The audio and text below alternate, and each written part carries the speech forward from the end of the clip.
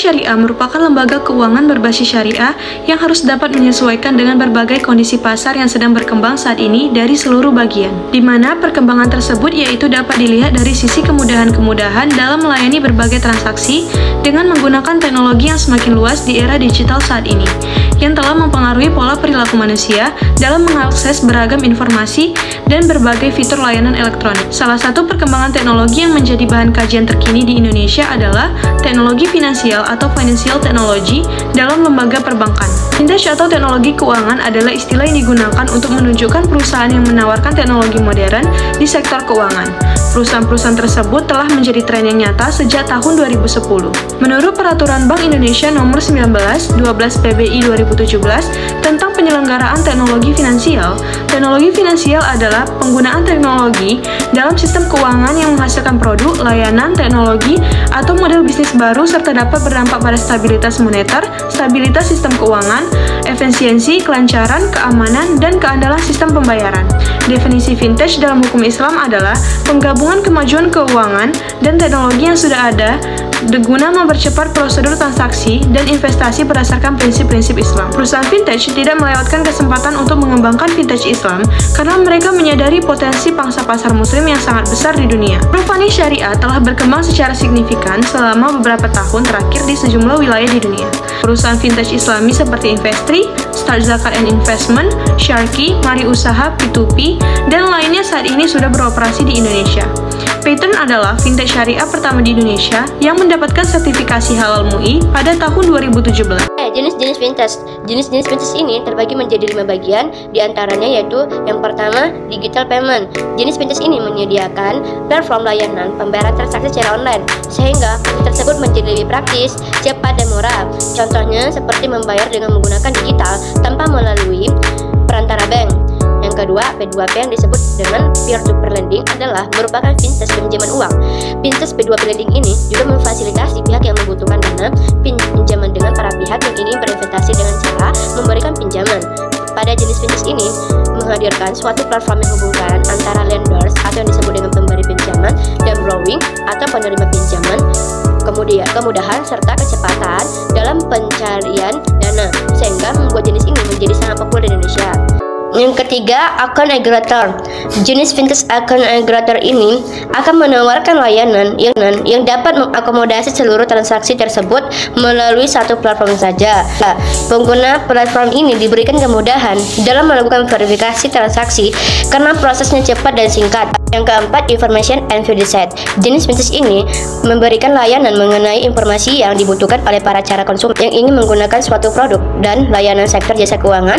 Informasi yang diberikan dapat seperti kartu kredit, tingkat suku bunga, reksadana, premi asuransi, dan sebagainya. Dan yang terakhir, personal finance. Kebutuhan akan perencanaan keuangan pada saat ini sangat dibutuhkan oleh masyarakat yang dilatar belakangi oleh hal tersebut. Perusahaan fintech di Indonesia mengembangkan jenis fintech yang dapat mengakomodasi hal tersebut.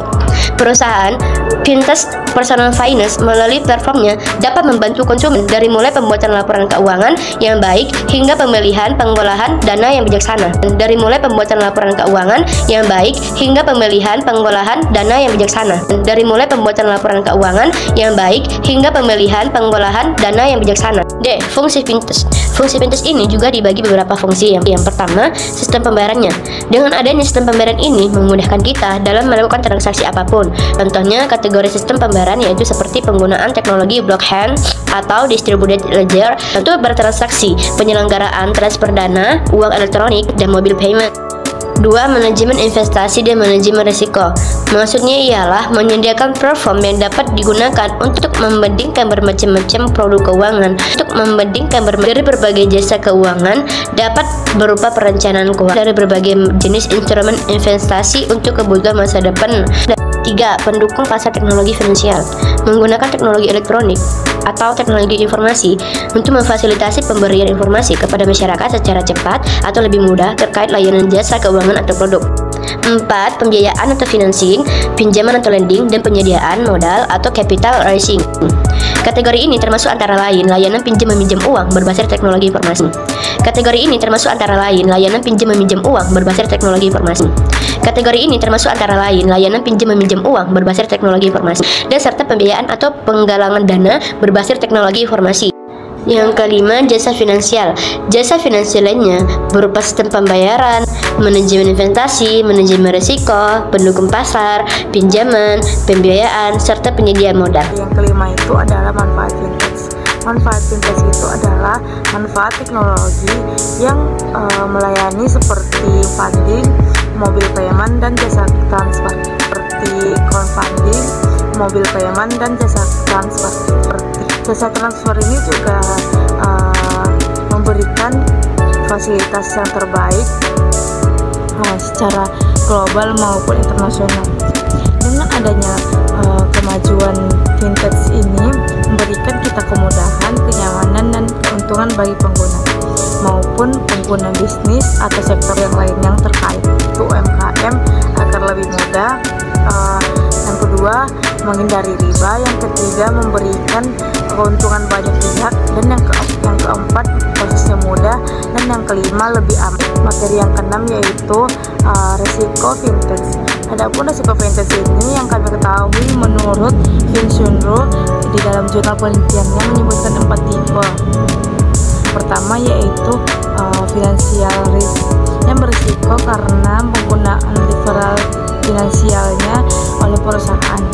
Yang kedua yaitu legal risk, yang mengacu pada status hukum yang tidak jelas karena kurangnya peraturan hukum dan operasional fintech secara universal. Yang ketiga yaitu security risk, risiko keamanan didefinisikan sebagai potensi kerugian akibat penipuan yang membahayakan keamanan. Yang keempat yaitu operational risk, yang mengacu pada semua potensi kerugian yang berasal dari proses internal dan sistem di perusahaan yang gagal atau tidak memadai.